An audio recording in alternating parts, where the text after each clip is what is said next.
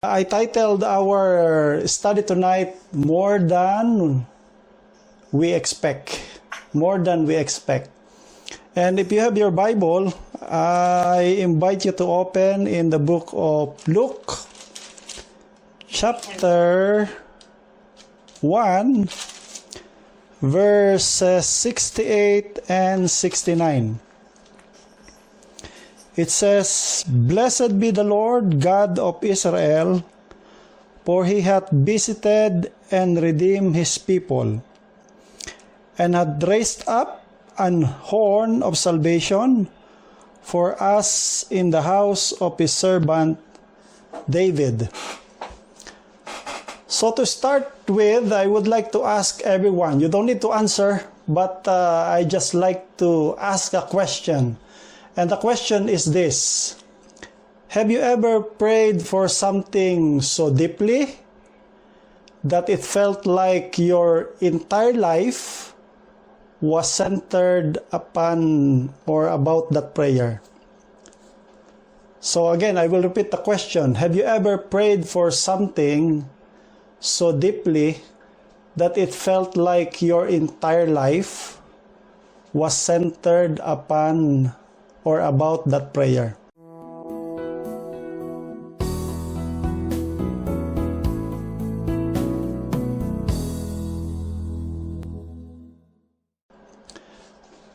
For sure, every one of us pray a lot. We pray about almost everything. Okay? We pray for ourselves. We pray for our family, for our friends. We pray for the church. We pray about school when we are studying. We pray about our job when we are still working. Some are already retired. But of course, you experience praying about your job. And when we're looking for our spouse or our dream men and women, we pray about it. We also pray for people who we want to evangelize with or to witness with. We pray a lot of things. And there are times in our life that we ask something. And you know what? Sometimes we get more than what we ask for. That's why it's always say, right? Be careful of what you ask. Because we don't know how the Lord will answer that prayer. So tonight we are going to study, just like what I've said, the book of Luke, the first chapter, at least. The first chapter. So this story is something to do with Zacharias, the priest or the faithful priest, and his prayer for the coming of the Messiah that will take us into an incredible journey of hope, doubt, and joy. So if you have your Bible with you, I would like you to open with me in the book of Luke. We are going to start with, of course, we are in chapter 1. We're going to start in verse 5. It says, "There was in the days of Herod, the king of Judea, a certain priest named Zechariah, of the course of Abijah, and his wife was of the daughter of Aaron, and her name was Elizabeth."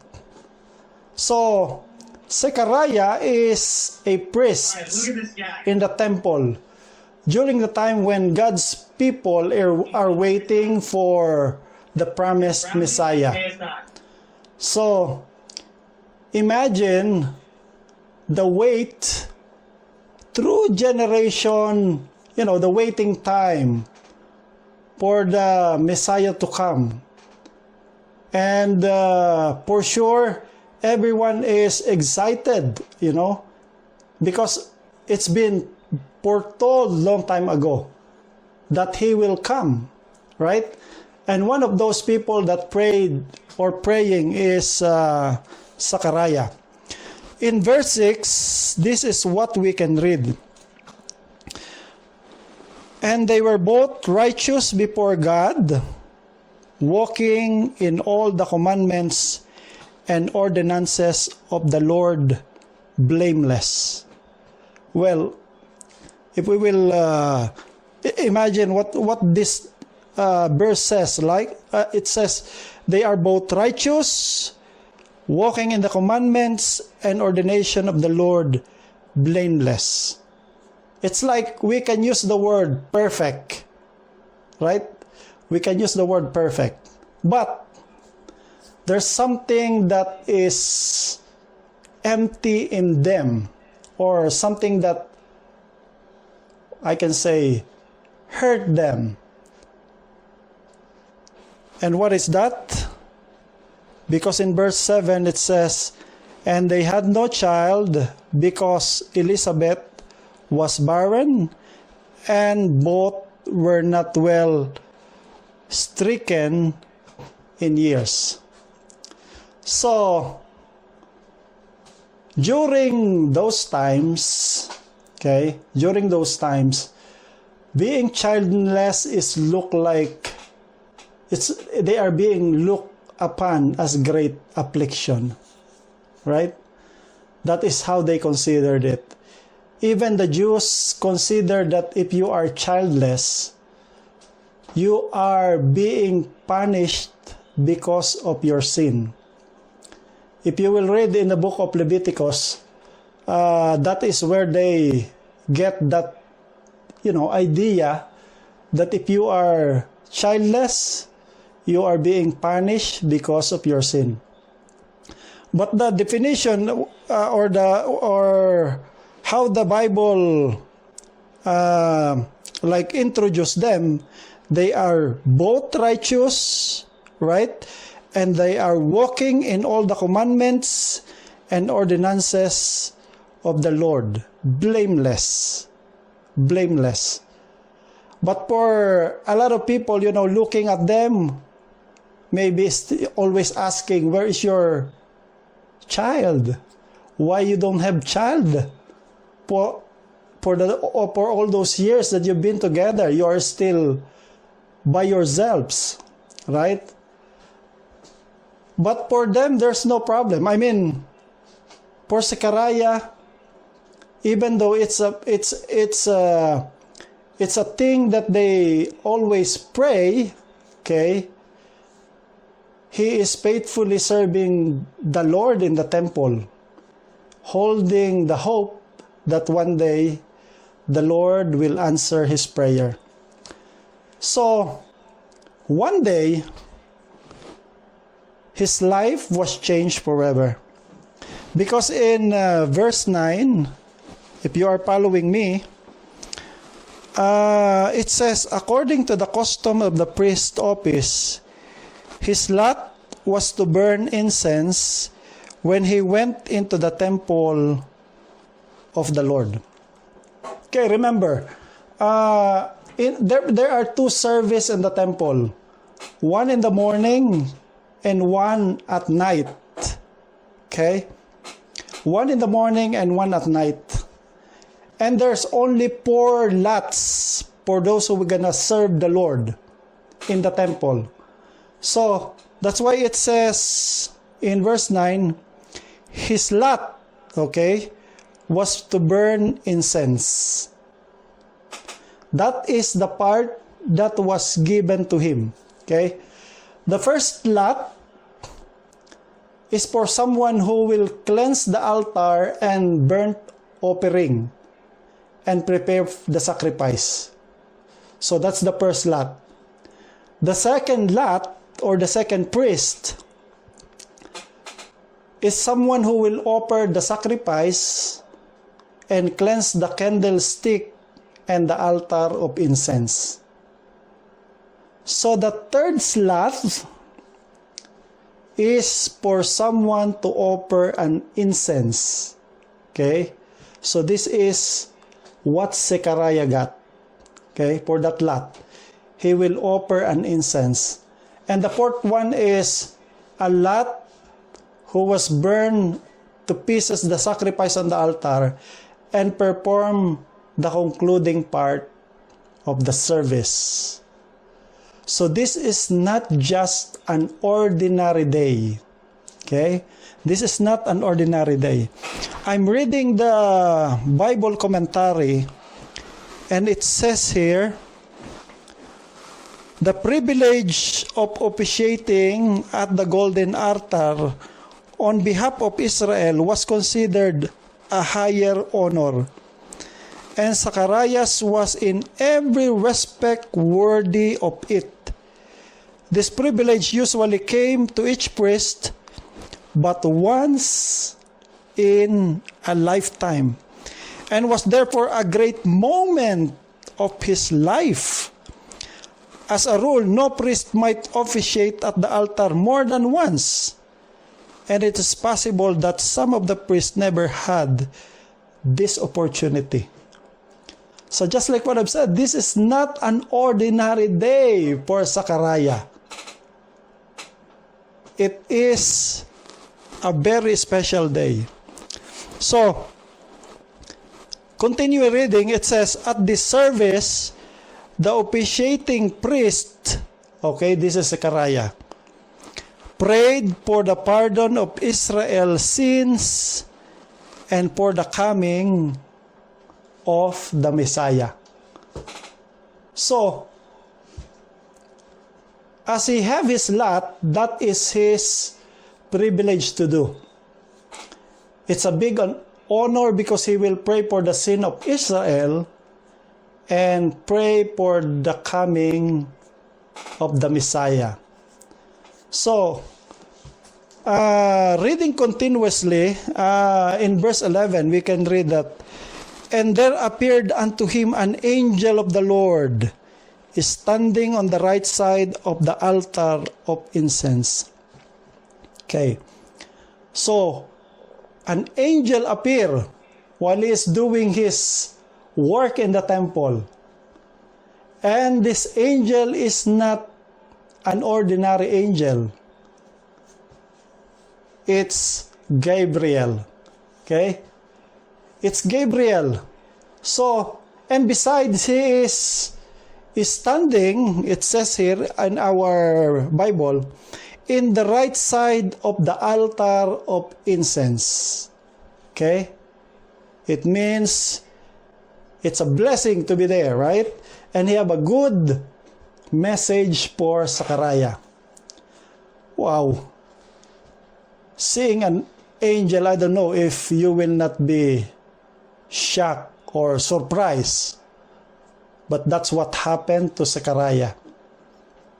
That's what happens to Zechariah. That's why the angel said, if we will continue reading in verse 13, it says, fear not, Zechariah, for thy prayer is heard, and thy wife Elizabeth shall bear thee a son, and thou shalt call his name John. So, just like what I've said, this is not an ordinary day. The Lord answered his prayer. Okay? And his son will be called John. Okay? And 14, and thou shalt have joy and gladness, and many shall rejoice at his birth. At his birth. But you know what? We know the story, right? That the son, or the son-to-be of Zechariah, John, his job is to prepare the way of the Lord. Reading continuously from the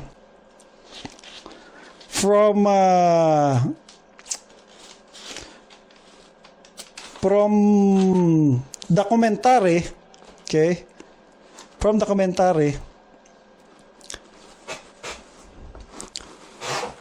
the angel that appeared to Zechariah, okay, more than 5 centuries previously have appeared to Daniel to announce the time of Messiah's coming. Okay? Now with the Savior's coming near, Gabriel appeared to announce the birth of the prophet who is to prepare the people for the coming of the promised one. So, it's a sign that the Messiah is coming. Okay? It's a sign that the Messiah is coming. But for Zechariah, there is an answer or reaction to that news. And reading from again in Luke chapter 1, okay, if you will follow me in the book of Luke chapter 1 verse 18, see the answer of Zechariah. It says, and Zechariah said unto the angel, whereby shall I know this? For I am an old man, and my wife well stricken years. Okay? So, that is his answer. Here is someone who is telling him, your prayer was answered. I'm here to tell you, your prayer was answered. But Zechariah, he says, what does he say? He says, whereby shall I know this? For I am an old man, and my wife well stricken in years. I'm already old. How this will happen? That is his response. He forgot something. He forgot something. According to the book of Mrs. White, Desire of Ages, chapter 10, this is what he says. He forgets that what God has promised, He is able to perform. He forgets. When he tell his answer in verse 18, it's showing about his doubt on how his prayer will come or how it will happen because they're already old. I don't know if he knows about Abraham. But as a man of God, I believe he knows what happened to Abraham and Sarah. The same like his situation. But then just like what I've said, or Mrs. White said, he forgets what God has promised, he is able to perform. So, that's why the angel said, I am Gabriel, okay?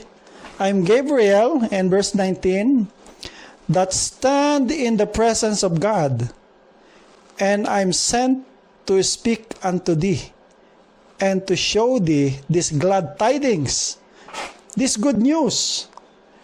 And behold, thou shalt be dumb, and not be able to speak, until the day that these things shall be performed, because thou hast believest not my words, which shall be fulfilled in their season. So because you did not believe, you will not speak. Okay? I will close your mouth, and that's what will happen. Okay? So we know that this happened, right? Zechariah did not able to speak. But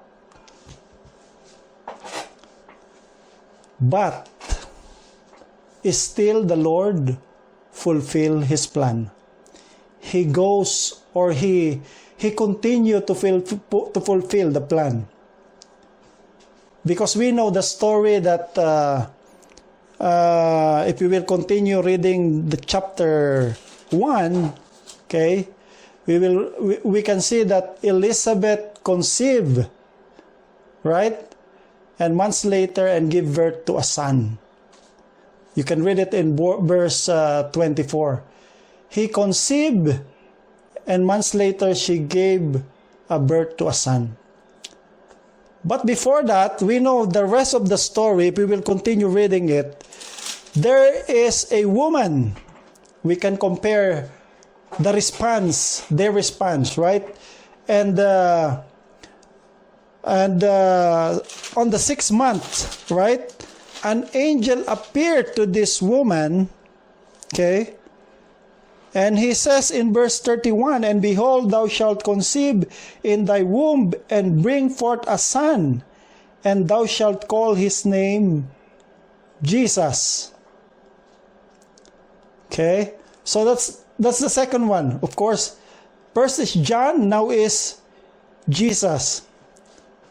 And this is her response. Verse 34. And Mary unto the angel, and said Mary unto the angel, how shall this be, seeing I know not a man? Okay? So, John, or Zachariah, he said, we are already old. Okay? How can this happen? But here is Mary, and she said, how this shall be, seeing I know not a man. Because she is virgin. And how she can conceive.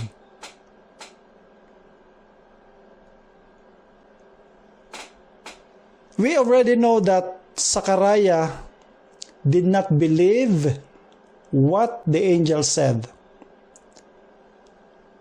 Did Mary did not believe when she said, how shall this be, seeing I know not a man?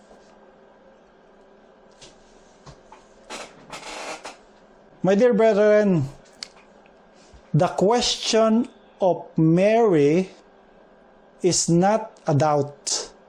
He is not doubting.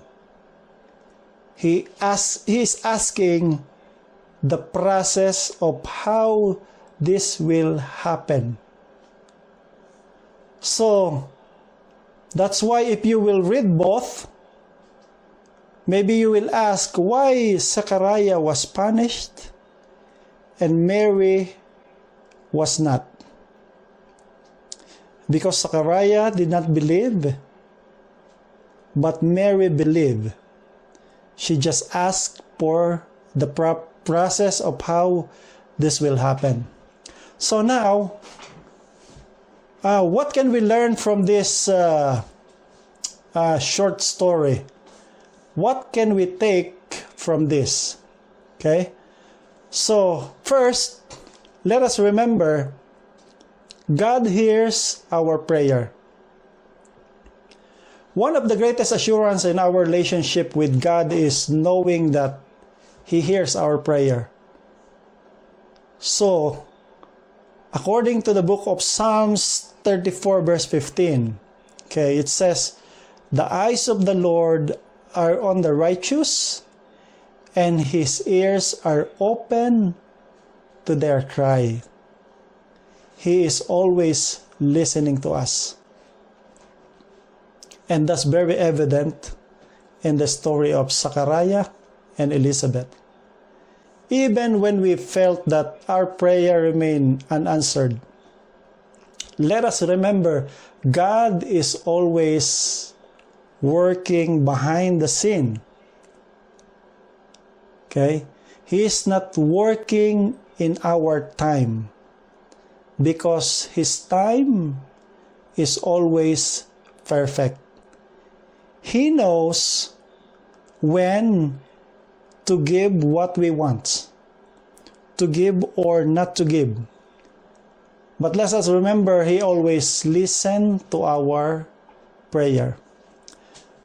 Isaiah 65 verse 24 says, "Before they call, I will answer. While they are yet speaking, I will hear." What a nice promise, right? Before they call, I will answer. While they are yet speaking, I will hear. So when we feel like nothing is happening, we can trust God that He is still working. Just as He sent Angel Gabriel at appointed time to announce the birth of John, God responds to our prayer come at precisely a right moment. So we are encouraged to persist in prayer, trusting that our Heavenly Father knows what is the best for us. Remember what Matthew 7:7 says, "Ask, and it will be given to you. Seek, and you will find. Knock, and it will be open to you." Second, God's faithfulness does not depend on our perfection. See how the Bible introduced Zechariah and Elizabeth. Right? They are blameless. They are righteous. But still, Zechariah doubted the word of the angel. So God's faithfulness is rooted in His character, not in our ability to always get it right. So Zechariah's moment of doubt, when he questioned how it could be possible for him and Elizabeth to have a child, served as a reminder that even the faithful can falter or fail. So despite his doubt, God remained faithful, because it is his character that he is faithful to his promise. So this echo what is written in the book of Timothy, 2 Timothy chapter 2:13. It says, "If we are faithless, He remains faithful. He cannot deny Himself." So this means that God's promises are not conditional upon our perfection.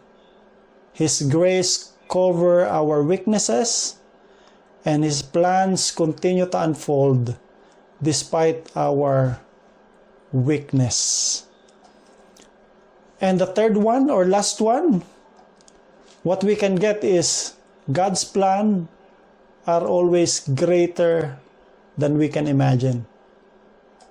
God's plan is always greater than we can imagine. When we pray, we always focus on what we think we need or want. Zechariah and Elizabeth is just praying for a child, for their own child.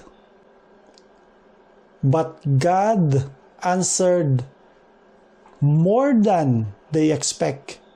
It's not only their son, but also the coming of the Messiah.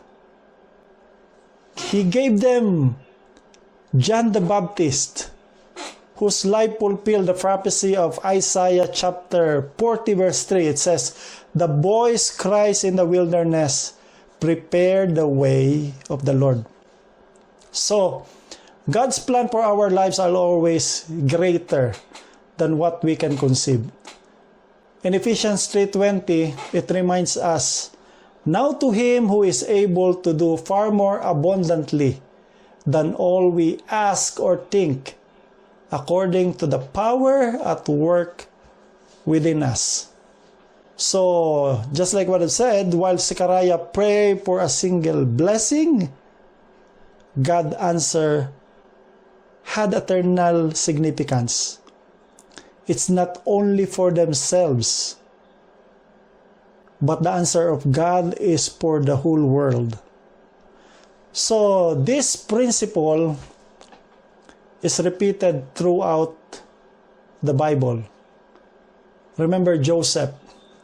He prayed for deliverance from his brother's cruelty and injustice. But then God gave him better than what he expected for.